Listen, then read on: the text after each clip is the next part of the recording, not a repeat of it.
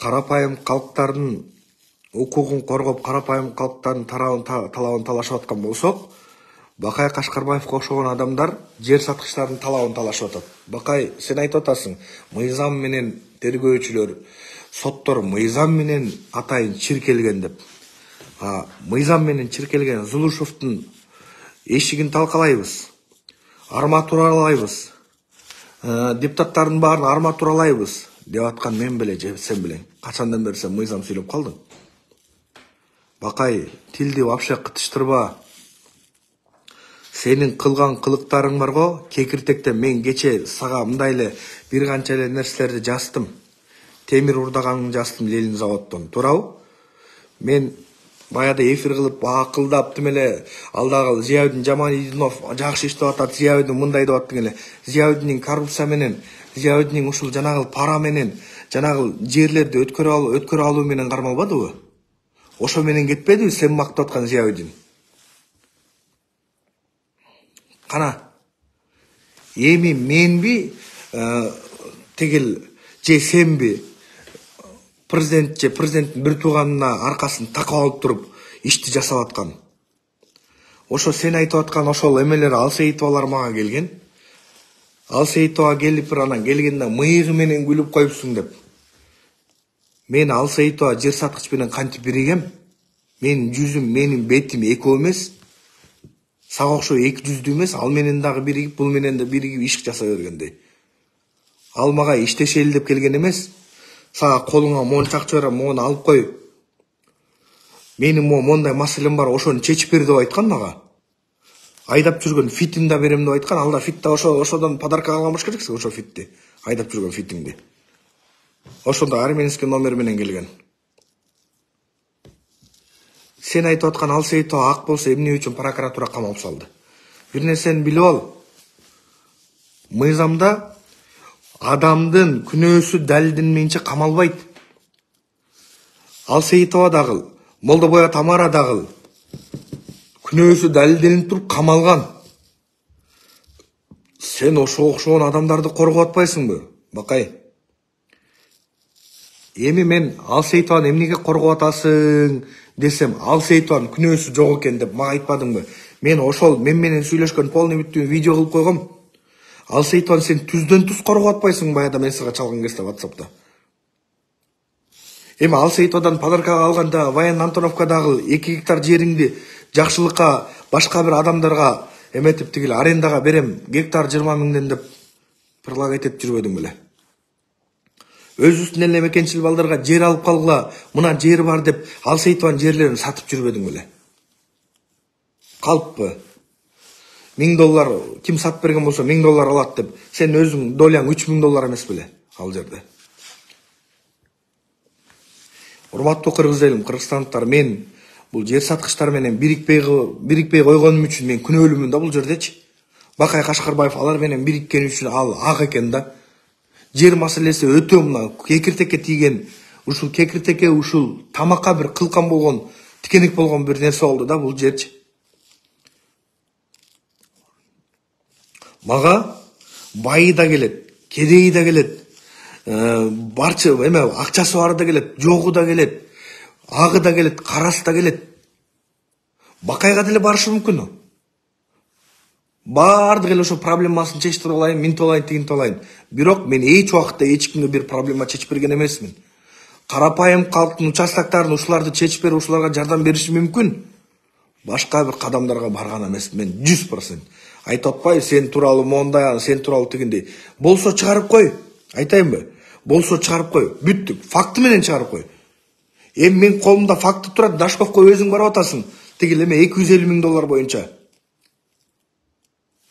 Аспеков бол барып атасыңар баарыңар Дашковго. Ошо жерди баса калалы, урдайлы ошо жерди деп. Ошол видеоңду эле жүрүп, аны да чыгарбадык мекенчиликтен деп. Урматтуу кыргыз элим, кечирип коюңуздар, бирөө чалып калды. Бирөөдүн үйүндө кийим кечесине чейин урдап кетипсиң го. Мына мага кайрылып атат. Бирөөдүн ишин бүтүрүп берем деп экөөңөр жана орус экөөңөр зордоп коюпсуңар. Ал эже да мага кайрылды. Эми болгондой айтып атпаймынбы? Ленин заводдо 30,000 сомдук эме арендага бере турган жерди эме 5,000 сомдон бербей жүрөт экенсиң ошону дагы. Айына мамлекеттик ал ишкана, ал Жарасул эме Айтбатов барды, ошо мамлекеттик ишканага айына 25 миң сомдон ушеп келтирип атпайсыңбы? Адан көрө сенен башка бирөөгө ошол жерди арендага бергенде, ошолор татыктуу иштеп 30 миң сомдон мамлекетке салым кошмок, Бакай. Эми бир нерсени баса белгилеп коеюн. Эми эмне үчүн темир урдап жүрөсүң? Мамлекеттик ишканадан темир урдап МВД сени кармап туруп иш козгободубу? 70 миң сом айыппул салынган жокпу үстүңө? Салынды. Кааласаң ошо кагазыңды эме интернетке тиркеп коем. Эми мен акмын, мен тазамын, биз патриотпуз дейсиң. Каягыңа патриотсуң сен? Жер саткычтар менен чырма алышып, ошолор менен ака-үкө болуп болупсуң. Урматтуу кыргыз эли, мен эми негизи Бакайга теңелгим келбейт. Бирокчу Бакай, мыйзамды сен сүйлөбө, Бакай. Айтайынбы? Үйүңдө 2 мартта камалган кезде, балдарың памперс жок болгон кезде мен памперс алып барып бергем. Бети жок. Ошол убакытта дагы мен эмне бирөөдөн акча алып туруп, бирөөдүн акчасын алып берип беремби? Ушу Бакай камалып калды деген кезде ошо мекенчил эжелер тамак, памперс, быкы-чыкы нерсе алып барган кезде мен да алып барып бергем. 200 болбо. Бир жерден эметип даам татсаң, ошол жерге 1000 жолу салам бер дейт. Не азыр эле жашооң оңолуп калдыбы? Мен сени кемсинтким келбейт. Бирок жашоодо сен, Бакай, жашоодо сен ийгиликке жеткен адамдардан эмессиң. Мен жашым 30-та. Мен 7 жылдан бери бизнесмен алектенем. 5 жыл Кореяда иштеп келгенмин. Адал эмгек, мына, адал эмгек. Колум бүттү, ошол убакыттан бери мына мозоль. Мен 3 баламды татыктуу караган адамдарданмын. Мен эч кимге аркам такаган эмесмин. Мен тарыхым бар. Мен атам мамлекетке, элге, жерге кызмат кылып туруп өтүп кеткен адамдардан. Теги жок адамдар чыгып алып, адамды каралагандан башка эчтеке билбейсиңер. Мен тектүү болгонум үчүн, ата-энем барчылыкта чоңойткон үчүн, алдым жуттум кылбаган үчүн мен эч ким менен соодалашкан эмесмин, жана келечекте да соодалашпайм. Мен бирөөдүн жерин саткан эмесмин. Жана жер саткычтарга мен алардын талабын талашып, аларды калкалаган эмесмин. Тамара Молдобаеваны колуңан келишинче эметип атасың. Коркутуп атат, минтип атат деп. А Тамара Молдобаеваны сот актап коюшу 100% мүмкүн. Эмнеге деген кезде акча берсең, азыркы убакта сенин заманың. Акча берсең жер саткычтын заманы, акча берсең криминалдын заманы, акча берсең уурунун заманы болуп атат. Мен ошону айтып атам. Элге кызмат кыла албайсың, Бакай. Калп эле патриоттулукту, калп эле элге, жерге күйгөндүктү жыйыштырып кой дагы, давай. Өзүң ишин кыл. Бакайдын көп нерсесин ачпайын, урматтуу элим, урматтуу кыргызстандыктар. Менде Бакайдын көп видеолору бар. Мен буга компромат топтоп жүргөн жокмун. Анткени Бакай өзү ар кимге ката кетирген, ар кимге косяк кылган, ошолор мага жөнөткөн. Сен бактап аткан Алсейитова мага 12 миң доллар акча көтөрүп келген. Мекенчил Жыргал деген баланы өзүң жакшы тааныйсың, ошондон суроо. Муну алдагы сенен мени албайм. Ушуну алдагы мени мына 2 күндө соттоп жибере турам болуп атат. Ошо соттон сактап калчы деген. Мен эмне сот белем деген.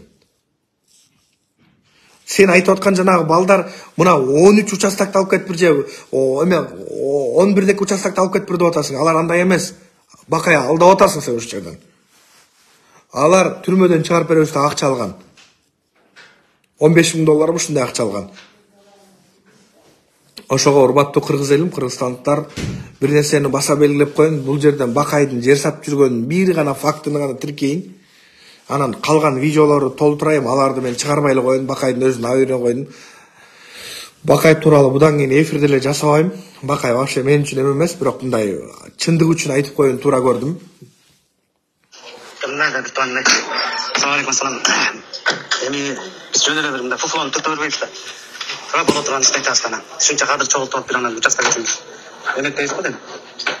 Ошол болот эмес деле, кызыл китеби деле болот, дегенчи деле болот, мунусу деле болот дегенде.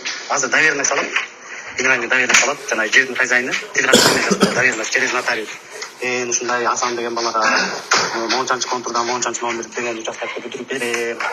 Мен доверенный салат. Болду, ошол доверенностьтун негизинде анан тиги китебин алат, кызыл китебин. мартта атат. Азыр тиги комиссияга кирген да, Сокуловдун комиссиясына. Ошо бир комиссиясы калды. Атат эки эмеси бар уже чечими. Анан баасын айтпадым да. Нага алып келсин акчаны сүйлөшөт. Тестакка барабыз, көрсүн. Ошол айтты макбасын ондап. Assalomu alaykum. Мынакей ошол участоктун баасын $10,000 деп атат да бул жердечи. Эми бакай ушундай жер сатып жүрбөйсүңбү? Түздөн туз сатып жүрөсүң. Качан чыгат экенин да айтып атасың. Комиссияга кирген, полный бүттүн. Может быть сен ошо комиссияга басым көргөзүп аткан чыгарсың.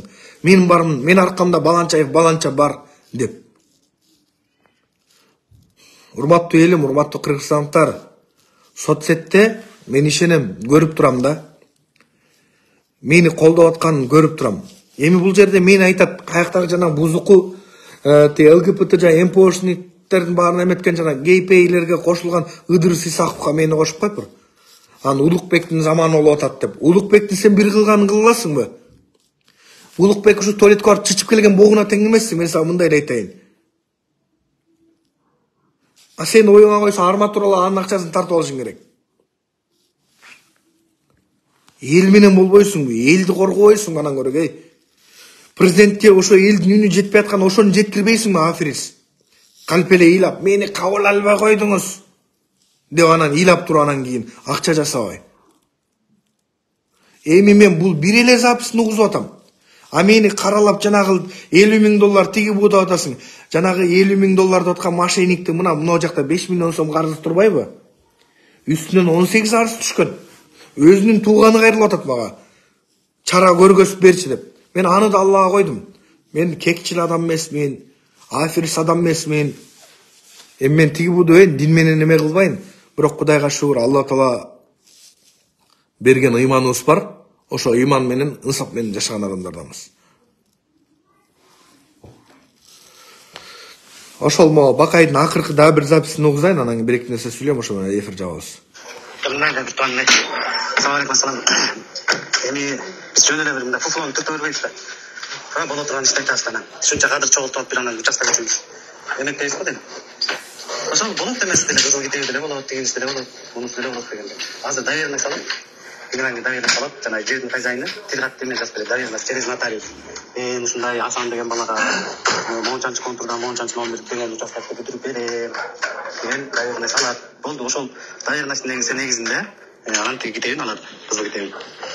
Мартта атат. Азыр тиги комиссияга кирген да, Сокуловдун комиссиясына.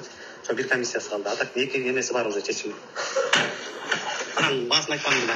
Нага алып келсин акчаны сүйлөшөт. Тестакка барабыз, көрсүн. Ошол айтты макбасын ондап. Кандай иштер жакшыбы? Эми урматтуу кыргыз элим, кыргызстандыктар, Орозон күнүндө баарын кечирдим. Кечиримди бир гана Аллах гана жарашат. Биз да адам болгондон кийин сөзсүз түрдө кечиришибиз керек. Бирок бакай, көп бакылдабай эле койчу. Эл сүйлөсө да сен сүйлөөчү, пожалуйста, суранчы. Эл сүйлөсө да сен сүйлөө. Жаныңа наркомандар жыйнап алгансың, жаныңа алкаштар жыйнап алгансың, ошолор менен айдактатып, эфир кылып тиги бул атасың. Анан бакайдын бир кылганын кыла албайсың деп. Эмне кылып коюпсуңар силерге элге? Эмне кылып жашадыңар? Эмне кылдыңар? Өзүңдүн нарынан болосуң.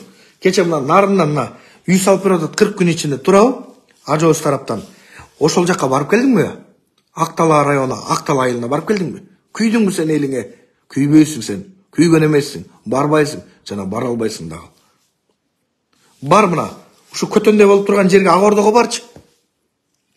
Анан кийин бая барып, Ак Ордодо барып сен тарттың, үйү бузулгандан кийин ошону кайра үй салып берди. Ошол жерде адамдар жоопкерчиликке тартылып атабы дейсиң? Айланайын.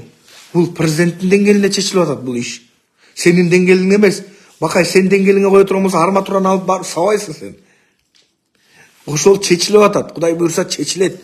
Ошол жердеги жерди мафиясына катышкан жанагы квартальныйдан баштап, жер адисинен баштап, госрегистр болобу, сот болобу, бүттүк жоопкерчиликке тартылды. Камалып атат катарынан. Ошолордун катарын толуктап жана сен мактап аткан, сен жактап аткан Алсейитова да камалып кетти. Алсейитованын үстүнөн, урматтуу элим, урматтуу кыргызстандыктар, бакай колдоп, бакай коргоп аткан Алсейитованын үстүнөн 55 60 жакын адамдан менде мына эме бар. Группам бар атайын. Алсейтовадан жабыркагандан группам бар.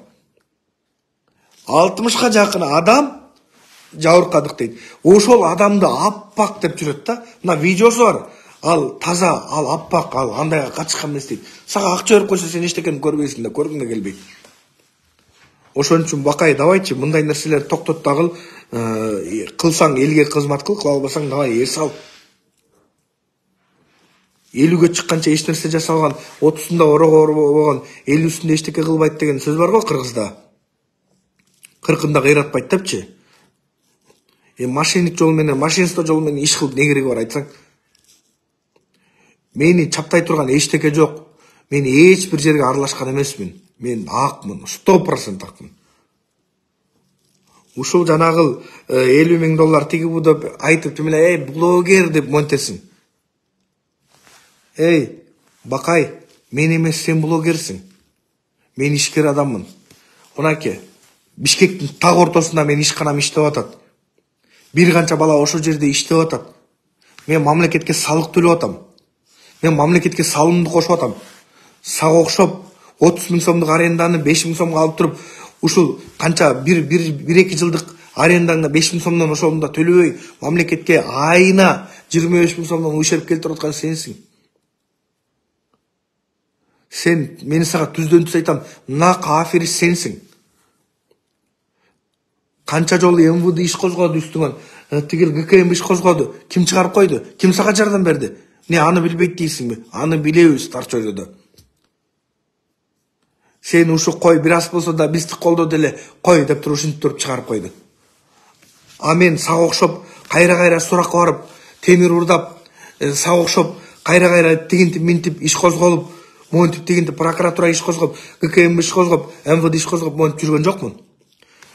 Көп баскан аяк бок басат дегенде болуп, боктон баары башың чыкпай, өзүң богуңа өзүң чалынып отуруп, иш козголуп отуруп, элдерден ошо эметип, Бакай камалып калды деп атайын эме түзүп, группа түзүп, өзүңдү коргоп жүргөнүңдү эмне чынасыңбы, же танасыңбы? Кудайдан корк Бакай, мен сага айтайын, Кудайдан корк.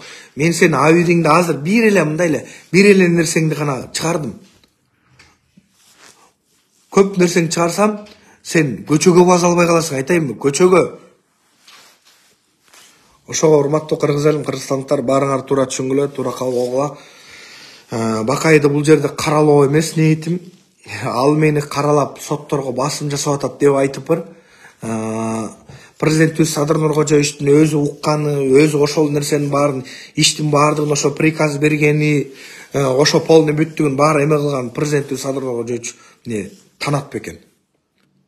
Президент Садыр Нуркожоевич элдин ажосу, элди коргойт ал адам. Сага окшоп байларды, олигархтарды колдобойт, алар коргойт ал. Садыр Нуркожоевич мына Шарболотова кече тигил Ак Ордодо үй бузулганда ошол кимди коргоду? Жанагыл Госрегистрдин чоңун же сотторду коргоду. Ошол убакытта Садыр Нуркожоевич ошол жанагыл үй бузулган эжени коргоду. Туурабы? Ошол урматтуу кыргыз элим, колдоп аткандардын баарына рахмат, Алла ыраазы болсун, ишиңерге ийгилик. Мен баштаган ишти акырынан чыккам жана чыгып берем. Бакай, сен өзүң кызыкчылыгың үчүн жасап жүрөсүң. Бир иш жасаган эмессиң, элге айтайынбы? Бир иш. Мен ак болгон үчүн, мен таза болгон үчүн ууруларга тик туруп карап, любой ууруну уурусуң сен деп туруп, алып келген $200,000, $100,000, $300,000, $500,000 алган эмесмин. Эң көп акча $600,000 сунуштаган. Ошону да алган эмесмин. Көтөрүп келип ушуну ал дагы өзүң жап дегенде убакыттар болгон. Барыңарды эс алгыла деген. Ошон үчүн мыйзам алдында, эл алдында Бакай, сен да бир күн жооп бересиң. Бир күн жооп бересиң. Кимден эмне подарок алгандарыңды эми ачыктап деле айтпай эле коеюн. Калп эле өлмүш болуп жашап атканыңды. Баарыңардын ишиңерге ийгилик. Бакай, мен сени да кечирдим. Мындан ары сен менен эфир жасабайм. Өзүң баштадың. Эсиң барда этегиңди жый. Көп нерсени айтып, Абириңди айрандай төгүп салганга мен деле күчүм жетет, духум да жетет жана акылым да жетет. Бирок сага окшогон дөдөйгө теңелгим келбейт. Кече эле айылда, көлдө бирөөдүн койчуман болуп жүргөн адамдар акылдуу болуп, интернетке чыгып, Садыр Нуркожоевич деп мончуп. Эмнени жасадыңар, эмне кылдыңар силер элге? Вымогать этип, акча жасагандан башка, наша чеккенден башка, арак ичкенден башка эчтеке жасаган жоксуңар. Менин жанымдагы жүргөн адамдар, кругумда жүргөн адамдар сага окшоп биз банда болуп жүрбөйбүз. Бирөө жапжашнакай эле таксоид этип жүрөт Бишкекте. Бирөө ошол эмеде иштеп атат, бир строительный фирмада иштеп атат. Биз ууру эмеспиз. Банда болуп, чогулуп алып туруп, ушу бир жерде вымогать этип акча бөлүшөлү деген адамдардан эмеспиз. Биз элге жерге күйөбүз. Ак Ордого күйөбүз. Кыргызстандагы ушу жер мафиясына күйгөн адамдарбыз. Элдин таламын талашабыз. Биз эл менен элбиз. Дагы мошенник Алсейитовага окшогон сенин жана кошелегиңе окшогон адамдардын чыныгы жүзүн ачабыз. Кудай буйрса, Кудай кааласа сот жоопкерчилигине тартылат мыйзам чегинде. Эл тарапта болсоң бол, болбосоң давайчы ачык эле айтып берем да. Бул шакалдар тараптамын деп айт. Ошол урматтуу элим, урматтуу кыргызстандыктар, баарыңардын ишиңерге ийгилик. Аллах Таала кармаган орозоңуздар кабыл кылсын. Ороз айында ушуларды айтпайын дедим, бирок айла жоктон аргасынан айтууга мажбурмун. Алла Таала айтат: "Инналлаху ма'ас-сабирин" дейт. Эй кулдарым, силер сабыр кылууга мен силер менен биргемин дейт. Мен акмын, мен тазамын, Алланын алдында дагы, адамдын алдында дагы акмын. Ошого баарыңардын ишиңерге ийгилик. Тема Бакай Кашкарбаев жөнүндө болуп атат. Ошол урматтуу элим, эфирди эме кылбайын. Ишиңерге ийгилик. Алсейитованы эртең сотко берет экен дейт. Акча берип койсо, Бакай басым көргөзүп атса кое бериши мүмкүн, может быть. А бирок аны прокуратура жапты, аны негизи оңойчулук менен кое бербеш керек. Ошол урматтуу элим, урматтуу кыргызстандыктар, баарыңардын ишиңерге ийгилик. Ассаламу алейкум, көрүшкөнчө.